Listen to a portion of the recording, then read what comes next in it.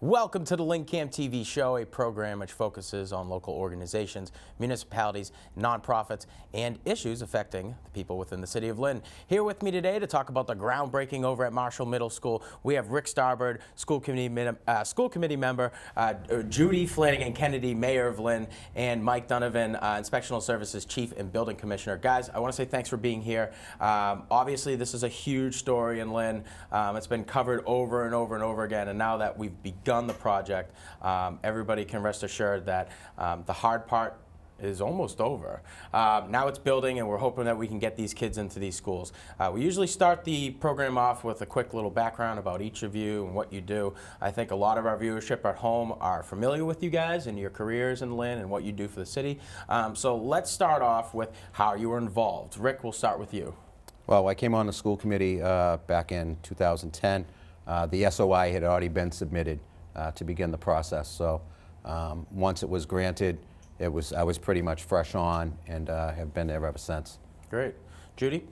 Well, I became mayor in 2010, and I started at the same point as Rick did. It was my job to have meetings with Representative Steve Walsh, who was really the catalyst behind getting the statement of interest at the state level, and to meet with the MSBA and ensure that we were going to be able to receive 80% reimbursement on the eligible costs of the project. Excellent job on that, and I'm sure that's going to be a significant thing for our budget as well. Mike, let's talk a little bit about you and how you were involved. I worked with the superintendent to prepare the SOI, and then going through the process, worked on the designer selection committee to hire the architects and the engineers, as well as being on the building committee now and supervising the construction. All right, so each of you have your hands in a little bit. Mike, you're more so focused on the building of everything. Judy, you're focused on the litigation of it all. And Rick, you're a big part of getting our voters out to the polls and making sure that they voted. Now, we were talking before the show, the percentage was 80% yes, 20% no. On the voting of building the new Marshall Middle School. And what caused a laugh was my question is like, who are these 20% who are saying no? But just based on that number right there alone, Rick, you did your job. One thing that's important to point out to our viewership, as well involved as these guys are, there were a huge a number of people who were involved in making this project happen. And obviously we don't have enough chairs here at LynnCAM TV to accommodate everybody. So if you have any feedback that you want to get us, reach out to us. We'll get you onto the program. The new Marshall Middle School, okay, 182,000 square feet. It's going to be home to 1,100 students between grades 6 and 8. This will be built on Brookline Street, right? First school built in Lynn within the last 15 years. So this is a big deal. It's a big deal for the neighborhood. It's a big deal for the school, big deal for the students as well. Let's talk a little bit about the value that it's going to bring. Judy, why don't you take this one? Well, we realized what an opportunity we had in converting this formerly vacant 4-acre site into a new middle school. And we didn't want to stop at just the middle school. We saw it as an opportunity to revitalize that whole neighborhood. So we called together a number of the city agencies, primarily the Office of Community Development, the Lynn Housing Authority and Neighborhood Development, Lynn Economic Development, and decided to make that a zone of improvement. We're going to put substantial resources into the areas surrounding the Marshall Middle School, and we are planning on doing that in 2 phases. The first phase will be the area bordered by Brookline Street up to Timpson Street, and phase 2 will bring it all the way up to Essex Street. And we see it as an opportunity to create a whole new block of improvements for the city of Lynn. Yeah, based on what I had read in the item, it seems like a lot of people are excited about it. Some of the students who actually live in the area are happy about a shorter commute, so that's always good too. Now, I'd like to talk a little bit of value. Without a doubt, it's easy to talk about the value when we're building a new school, right? We could go on and on all day. I'd like to talk a little bit about the project and how it got started. What motivated? I mean, who was the first guy to say like, hey, we need a new school? I'm sure there's a bunch of first guys because there are a lot of schools out there that need to be built. Who wants to take this one? Mike's the only one that's been around long enough to know the beginning. The city and early 90s concentrated on revitalizing and working on its elementary schools. And then in the late 90s, they worked on the high schools, English, classical, and tech had renovations done. So it was time for the middle schools, because the last middle school that had been built or renovated goes back to 1978 with Bree. And Marshall, when we looked at the middle schools, was the worst in terms of overcrowding, as well as the facility itself. It is in poor shape. So that pretty much drove the bus in regards to why we had to go there, because there really was no choice. The facility, the renovation cost just was overwhelmingly more than could be sustained by the city. Yeah. Sometimes it doesn't make sense to fix up an old Cadillac, which you could buy a new one. I think that somebody said that about Manning Bowl. As tragic as it is that we lost the bowl, the new facility is great, and I'm sure that that'll transition into the new school as well. Did you have something to add? No, it's just that when we talk about value, it's not just the school. People will come to realize is that the way this building is being designed, that there's an academic section and then there's a public section. The cafeteria and the gymnasium will be available to Lynn residents to use for events, I guess I would say. Not private events, but CYO community. It's going to become essentially a community center. Kind of like Ford School, there's a lot of involvement over there. They have a lot of public forums and stuff like that. That's great. That's important. People need a venue to go to. I mean, you know, you can't really have any type of like discussion at a loud coffee shop or, you know, Staples or something like that. You need a facility, so that's great. Again, we could talk about value all day. We're talking about the beginning of the project, how it was motivated. Rick, you had some cool stuff to add about compare and contrast of other school districts. Revere has been pretty animate about building new schools as well. Tell us a little bit about that. They had a comprehensive plan. I think it was either 5 or 7 schools in 11 years, and they're just breaking ground now on the last of those schools. You know, they had a lot of legislative support. They had the mayor at the time had a relationship with the person that ran MSBA. I think that helped their cause, but they had a strategic plan in place to get it done, and they got it done, and that's what we need to do here in Lynn. You know, I've said a few times that in my lifetime, I'm 50 years old, in my lifetime we have built 3 schools from the ground up. Tech in the early 70s, 71, as Mike had mentioned, Breed in 78, and then Classical in 98. You know, with a district as large as Lynn, we can't keep going at that pace. We need to get aggressive. We need a strategic plan, and I think that Marshall is the beginning step of that. One of the things that's always been interesting to me, like growing up, you know, I'm very young. I'm still clearly very young. I mean, 28 is considered young. I'm on my way to becoming older, which I am looking forward to. But outside of that, I mean, like watching like people take so much time and initiative to work with the youth, I never really got it, because it was like, why us? Like, I mean, like of all people, like who need anything, it's us who have everything paved. The way is paved. We've got all the food, clothing, and shelter that we need. But I'm now realizing that that's in order to develop quality citizens of Lynn. And I think that these schools that we're planning on building is going to add a tremendous value. A lot of people today look at Lynn as though, oh man, I've got to go through Lynn. But there's a whole lot of positive to our little community here. I mean, we've got a woods reservation, we've got a beach, we've even got a windmill now, right? That's pretty fun too. We're going to jump into the green initiative. But it's more to us because it's home to us, right? So I mean, we take pride, and I think that Lynn breeds pride in its citizens. And what you guys are doing is just you're creating more Lynners, which I'm stoked about, and I'm excited to see what's going to happen. So back to the school, and enough with the fluff. Let's talk a little bit about the cost. $92 million. That's the price tag on the school. Doesn't mean that Lynn's going to actually have to pay that. The MSBA, the Massachusetts School Building Authority, these guys have something in place called the allowable costs formula, all right, which means that at the end, Lynn's only going to be responsible for $40 million. So we're getting a bargain, right? It's like, it would be nice if they would like, buy one school and get the next school free or half off or something like that. I'm not sure that's how all that works, but who could talk more about this? I think, Mike, you had mentioned you've got a couple figures. Sure. the total project cost is $92 million. The building itself will be about $68 million. The other costs involved with the land acquisition, demolition of the existing buildings, the design costs, and utility fees, as well as the furnishing of the building itself. That's all built into the project, because open a new building, we'll have all new furniture, computers, and technology in that building.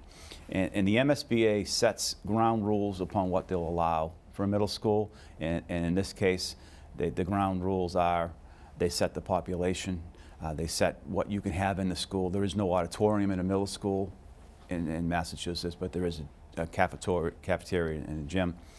And most of the costs are allowable. What they don't allow is cleanup of hazardous materials. They don't allow non-school related issues. I believe Swampscott had an elderly center built onto their high school. Something like that's not an allowed cost. Okay. So. Cool. We don't want the audience to think that we're just bad at math when we say we're getting 80% reimbursement. Right. It's 80% reimbursement of allowable costs. See, I never double check on people's math. They're like, this is the number, this is what I'm like, yep, okay, you got it. Here's my money. Well, there was a lot of criticism to that, because it was, said at 80%, people not understanding the issues that Mike alluded to, land acquisition and all the allowable cost. But the state also has a formula of $225 a square foot for, that's what they base their 80% on. So they take the square footage of the building and say they'll reimburse you $225 per square foot. Well, that's an antiquated amount, and you cannot build a building for $225 a square foot. So when you factor in what it really costs, it's not 80%, but we're still being reimbursed at the highest allowable level, and we'd be fools to shake our heads and say no to almost $60 million. Yeah, it's like, that's a no-brainer. Sure, we can't do it all, but we'll take what you can give. Now, Judy, you were a big part of this, behind that. You worked alongside with Steve Walsh on this. What were some of, anytime an ongoing project comes up for me, I'm always focused on what could go wrong. So when it does go wrong, I'm ready, willing, and able for that. Can you speak to that at all? Well, we had some rough spots in the beginning. For example, when we were looking at land acquisition, we had focused on several sites initially, and we had looked at behind the meadows over at Lynn English. We looked at the existing site of the Marshall Middle School and the Brookline Avenue site. And one of the reasons why we chose the Brookline Street site, was because of the least potential to have those unexpected occurrences take place. The eminent domain questions were fewer on the Brookline Street site. I believe we ended up taking two properties? Two residential properties and one commercial property. Right, and if we had gone to the English site, for example, there were going to be almost $5 million in land acquisition costs alone. And looking at the current site on Porter Street, it looked like it would be a great place, since it was already serving as a good place for a school. But the problem with Lynn, and not just at the middle school level, at every school level, is we don't have what they would call swing space. In other words, while they're demoing the old building, we would have to relocate 1,100 children. And we don't have a vacant school building of that size where we could relocate all of those children. Yeah. So in order to avoid those potential problems, we thought that the Brookline Street would be best. And then you want to just try to make sure that you're getting the information before you put your plan into action. We wanted to know from the MSBA, for example, the allowable costs. The original building plan, which was the dream building, had a green space on the roof, a play area for the children right on the roof. But when we found out it wasn't allowable, we had to, make sure that we didn't get ourselves in over our heads, because we still have to do this in a fiscally responsible manner. Some of the building exteriors were rejected, again, because we didn't want to run into that cost problem down the road. So we've kept the project costs pretty steady, and by doing that, we've also limited the number of surprises that we're going to get along the way. So that gives us some good insight. I mean, obviously, you can't have like a bunch of limos for the school to drive all the kids in, although that would be nice and cool. It's really a matter of what's allowable. So you guys had to make some sacrifices on your end in order to kind of fit the budget. So good job. That's awesome. I'm stoked. As a Lynn citizen, I'm amped. Just like you had said before the program, neighborhood revitalization, I think that that's going to be one of the biggest value points that the school is going to bring. Is people are going to have pride in their neighborhood now. Lynn's been around for a while, and if you don't know, it was incorporated in 1629, yeah, but there were people here before then developing.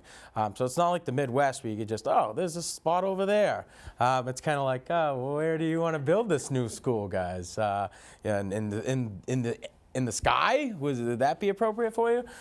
So obviously you guys are doing a good job. You've had your homework done. Now the company that is going to be involved in the construction, the Walsh Brothers Construction Company, it's important to mention that this isn't these guys' first rodeo. They've got experience in the industry. Mike, you had mentioned that they had built a couple of college campuses, or at least some facilities on said campuses. Yes, they've done a number of projects at the university level for UMass. I think it's Boston as well as Amherst, and they've also done private colleges and hospitals. So they're very well versed in delivering a public building on time within the budget. Great. On time within the budget. I mean, this is projected to open its doors in 2016. So, you know, at that point, we were talking before, 15 years since the last school was built from the ground up in Lynn. By the time the doors open, it'll be 17 years. But it doesn't just stop at Marshall, right? I mean, like, you guys are planning on developing and building more new schools. Let's get into that. What do people have to look forward to? I think Rick had approached me soon after the Marshall School had gotten going, and he said, Judy, we really need to start thinking about a 25-year plan for where we can go and try to space these out in such a way that we'll always have one school coming into the pipeline as another school is being opened to the public. So, Rick, why don't you talk about the priorities that you had developed and that the school committee seems to be in agreement with as well? Well, Sure. When we got the approval and we knew we needed to get voter approval to pass the bond to finance our end of Marshall, a committee was put together of other school committee members, the teachers union, and other people within the community, city councilors, and we picked Jim Ridley, who was a longtime former educator and principal in Lynn. Everybody respects Jim. You know, Jim was totally on board with it, and the thing about Jim Ridley, if Jim Ridley tells you it's a good thing, you better believe it's a good thing. So he was the perfect guy to have as the front guy for that project. And when it was done, because we had to privately fund that campaign, it was just like running a political campaign to get people to approve that bond vote, and it was overwhelming, as you said, 80-20, and we didn't anticipate it being that high. But what we've decided to do is keep the group together so that we can continue that fight, you know, that we can continue to keep it in the forefront of voters' minds, that it doesn't end with Marshall. You know, we need a new Pickering. We need a new Tracy. We need a new Corbett. There are many schools that you could go around within the city and have a good argument that this one is the worst. And we need a strategic plan to how we're gonna attack this and replace them. And that is our first step. We're gonna, you know, we organize the group. We need to organize it differently because it's not the Marshall vote, but it's going to be a group that's going to stay intact, that's going to keep that in the forefront of people's minds out in the public, and with all hopes, Pickering's our next one to go. Heck yeah. And I believe we do have a statement of interest. Yeah, SOI has been submitted. On the Pickering Oh, wow. project. I'm confident that you guys are at the helm. It's like, oh yeah, we're gonna have like 90 new schools now. But I would like to add with the success of the Marshall program thus far and all that we're doing for future schools, John Ford has been out there as much as anybody. He's been such an asset to have, not only on the school committee, but also working as Steve Walsh legislative aide in the State House. His ears are always on the ground, picking up everything. He's on the building committee. He's attended all the meetings, and he's just been such a valuable asset to have to the people of Lynn and getting the Marshall Project going. Yeah, John's like he's a model Lynner. I've only had the luxury of meeting him twice, and I doubt he remembers who I am, but I mean, it's really about him and what he's done. So it's important to recognize him for that. And I'm stoked that you brought him up because he's a huge advocate of schools. He's a huge advocate of Lynn. Anybody, if I'm sure if he's one of those guys like me, when he hears Lynn, City of Sin, he cringes and looks over there and, excuse me, can I have 30 minutes of your time to explain to you why that's certainly not the case? So I'm happy you brought him up, without a doubt. Model Lynner, that's a good term. Model Lynner. Yeah, it's a little bit more. That's a little bit more professional than I'm a Lynn guy. That's what you hear a lot. Even the ladies will say, "I'm a Lynn guy." Oh, okay. Nice to meet you, Lynn guy. How's it going? So we were talking a little bit about the school in general. Now, were you nervous at all, like when you were going on? I mean, like you said before, with like the voting, you didn't think it was going to be as high as a different number, 80-20. Were you nervous going out there? You're like, I don't know if these guys really like schools. We were in the beginning because you look at something. Everybody complains about their taxes, and my taxes are going to go up. I don't have kids in the system, and you know, I send my kids to private school. So there's a population out there that just doesn't care. But thankfully, the majority of the people recognize, whether they have kids in the system or not, education is the foundation for the success of any community. And we need new, modern facilities to educate our kids. And that's the only way that we're going to be able to attract quality people, quality businesses to come and invest in the city. And it begins with schools and public safety. And we've got, you know, a great public safety group going with the Lynn Fire and Police, and we need to do the same with the educational system. And regardless if you got kids or not in the system, now I know you guys have kids and have gone through the Lynn school system. Mike, what about you? My children went to the Lynn public school system. They've graduated. Okay. They're a little bit older. So, I mean, like, you guys obviously have an interest, but I mean, I'm 28. I don't have any kids, I don't think, that are out there right now, but definitely not in the Lynn school system. Now, these guys, they're at home and they're saying, oh, this is not going to benefit me at all. It's like, well, if you were at your workspace, right, and your workspace was as in bad condition as Marshall would, you would have a fit. You'd go up to your boss and you'd say, this is unacceptable. This is, like, the fact that they believe, like, oh, the kids can deal with that. They're there, you know, 27 hours a week. That's not fair. Well, you're bringing up a really interesting point that came about, at least to me, as something of a surprise, that we were going to have to sell this project to the community. And we had to put all of our heads together, in particular the elected officials, and think about what kind of political strategy were we going to have to employ to win the vote of the people? Because this school is going to be located in an area of the city that is not traditionally the highest percentage of voter turnout, doesn't have the people paying the highest taxes. You think of Ward 1 and Ward 7 as kind of the bedroom wards of the community, and Wards 3 and 4 and parts of 2 where this school will be servicing as some of the less Affluent. profitable. Yeah, they are not going to be as apt to vote and perhaps not as apt to want to spend additional money and have their taxes raised. So we really wanted to make sure that we got the message out to the entire community that even though that your children will never see the inside walls of this school, this is a good investment for you, people up in Ward 1, and it's a good investment for you, people up in Ward 7, because it's helping the entire community. Right. And I think that was, for me at least, the biggest worry when it came time to approve the funding of it, was that not enough people from outside of the school's service area were going to understand that it would be beneficial to them in its indirect benefits as well. But everybody saw it, and I really have to give kudos to all of the voters in the city of Lynn for seeing that this is worthy and for being selfless in approving something that wasn't necessarily going to give them immediate and direct benefits. I think you hit the nail on the head right there. It's a great way to end the program. Judy, great job. All you guys, for what you're doing, everybody else involved. You're doing a tremendous thing, and especially to the voters. Pay attention to this stuff. We want to see more schools built in Lynn.